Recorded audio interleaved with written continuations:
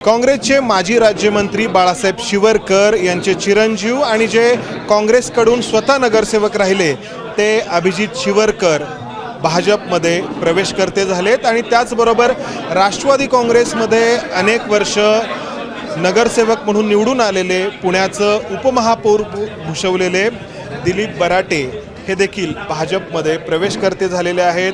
भाजपमध्ये जे इनकमिंग घाऊक प्रमाणात सुरू आहे त्यामध्ये आणखी भर पडलेली आहे। अभिजितजी, तुमच्यापासून सुरुवात करूयात। तुम्ही भाजपमध्ये प्रवेशकर्ते झालेला आहात। तुम्ही आता भाषणात सांगितलं की नरेंद्र मोदी आणि फडणवीसांच्या विकासाला पाठिंबा देण्यासाठी तुम्ही आलेला आहात। आधीच्या पक्षामध्ये काय चुकतं असं वाटलं? तो पक्ष का नाही निवडला तुम्ही? कुठल्याही पक्षाची काही चुकी नसती, विचारधारा असती।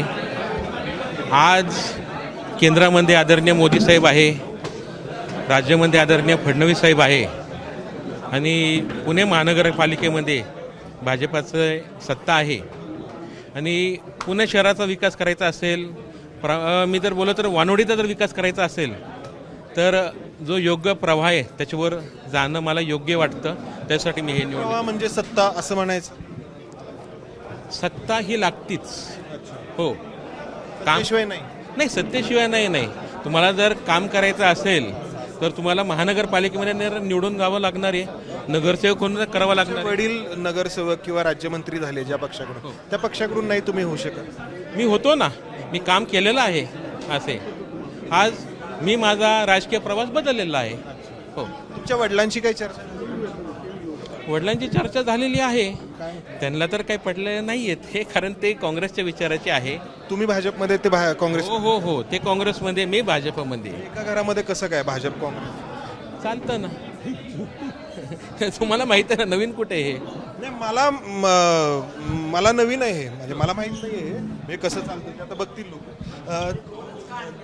बराटेजी, तुम्ही खूप वर्ष राष्ट्रवादीमध्ये राहिलेला आहात, आता या टप्प्यावरती निर्णय घेतलाय तर काय कारण आहे? त्याचं कारण असं आहे की माझा पुतण्या तरुण उमेदवार म्हणून आता पुणे महानगरपालिकेत येत आहे। त्याची इच्छा आहे की बाबा मला भारतीय जनता पक्षाच्या विचाराशी जायचं आहे आणि त्यांना मोदीचे विचार पडत आहेत, देवेंद्र फडणवीस महाराष्ट्राचे मुख्यमंत्री त्यांचाही विचार पडत आहे। तर शेवटी तरुणाला प्रोत्साहन देणं हा आपलं काम असतं। आपलं बाकीचे विचार किंवा आपण जे काय आहे ते जरा बाजूला ठेवून अशा तरुण युवकाला पाठिंबा देणं, त्याच्यामुळे मी हा निर्णय खरा घेतलेला आहे असं आहे। त्याच्यामुळे घेतला? मग अजितदादा किंवा शरद पवारांचं काही धोरण चुकतंय? नाही, अजिबात नाही। पवार साहेबांचं नाही ना, अजितदादांचं नाही। आणि हे करत असताना मी कल्पना देऊन इकडे आलेलो आहे, असं काही नाही की बाबा परस्पर निर्णय घेतलेला आहे। मला आमच्या पुतण्यासाठी काही निर्णय, मी निवडणूक सुद्धा लढलोय अशा प्रकारचं त्यांना सांगून इकडे आलेलं आहे। दोन्ही राष्ट्रवादीच्या आघाडीची चर्चा होत होती, काही झाली नाही, बरंच काही घडलं, तर त्याचा काही परिणाम तुमच्या निर्णयावरती झाला? नाही, असं काही नाही। माझ्या पुतण्याने खूप पूर्वी प्रवेश घेतलेला होता, मुंबईलाच प्रवेश घेतला होता, त्यामुळे त्याचं काय, माझा निर्णय खूप आधीच झालेला होता, फक्त माझा प्रवेश झाला। तुम्ही ज्या पक्षातून पुतण्याची कारकीर्द तुम्हाला नाही वाटली किती? नाही, असं काही नाही, पण त्याची इच्छा होती ना, त्याला भारतीय जनता पक्षाच्या बरोबर जायचं होतं।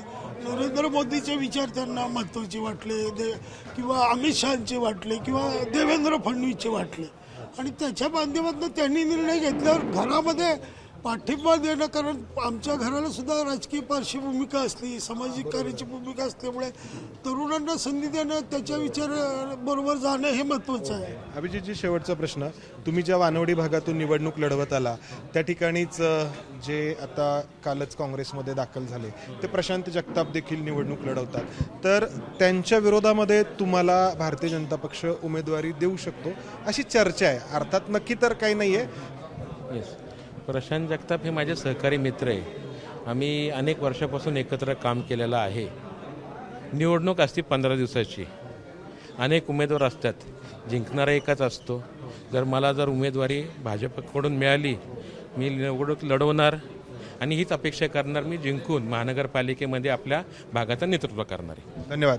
तर हे दोन प्रवेश भारतीय जनता पक्षामध्ये आज पार पडलेले आहेत। सतत प्रवेशाची प्रक्रिया सुरू आहे, अर्थात जेव्हा तिकीट जाहीर होतील तेव्हा काय प्रतिक्रिया उमटते हे पाहायचं. कॅमेरामन विजय राऊतसह मंदार गोंजारी, ABP माझा, पुणे. ABP माझा, उघडा डोळे बघा नीट.